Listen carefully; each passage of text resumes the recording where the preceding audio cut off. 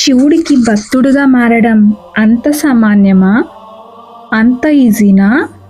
వాట్సాప్లో ఆయన డీపీగా ఆయన ఫోటోని పెట్టుకున్నంత ఈజీనా ఆయన భక్తుడిగా మారడం? కాదు.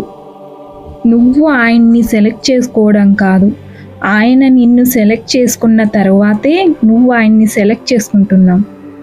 ఎప్పుడైతే నువ్వు శివుడికి భక్తుడిగా మారడం మొదలు పెట్టావో అప్పుడే ఆయన పరీక్షలు మొదలవుతాయి. అవి మామూలుగా ఉండవు, చాలా దారుణంగా కఠినంగా ఉంటాయి. ముందు నీ మనసుని ముక్కలు చేస్తాడు, ప్రేమని నీకు రుచి చూపిస్తాడు, అదే చేత్తో ఆ ప్రేమని లాగేసుకుంటాడు. డబ్బు చూపిస్తాడు, ఆ డబ్బుని తీసేసుకుంటాడు. మనుషుల్ని చూపిస్తాడు, మనుషుల్ని తీసుకునేస్తాడు. నీ చుట్టూ ఉండే మనుషులు నిజమైన మొహాలేంటో నీకు కళ్ళకు కట్టినట్టు చూపించేస్తాడు. నీ జీవితంలో నుండి ఆయన ఒక్కోసారి తప్పుకుంటాడు. చాలా ఆర్థిక సమస్యలు వస్తాయి. అవి ఎలాంటివంటే ఇంకా చావే దిక్కు అనేంతలా ఉంటాయి. కనీసం అన్నం తినడానికి కూడా అన్నం దొరకదు అనే స్థాయికి నిన్ను దిగజారుస్తాడు. అదేంటో అవి మళ్ళీ మారిపోతాయి. పరిస్థితులు ఆటోమేటిక్గా మారిపోతాయి. ఆటోమేటిక్గా నీ జీవితంలో డబ్బు వస్తుంది.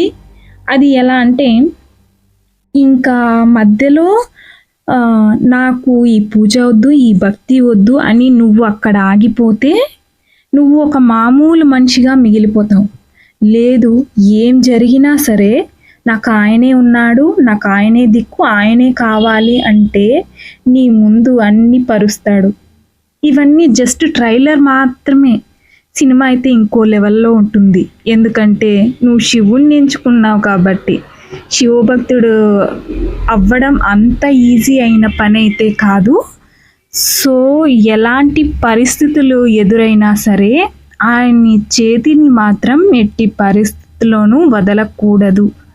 అది చావెదురైనా సరే. ఓకే గాయస్, ఈ వీడియో మీకు నచ్చింది అనుకుంటున్నాను. సో లైక్ చేయండి, షేర్ చేయండి, తప్పకుండా సబ్స్క్రైబ్ చేసుకోండి.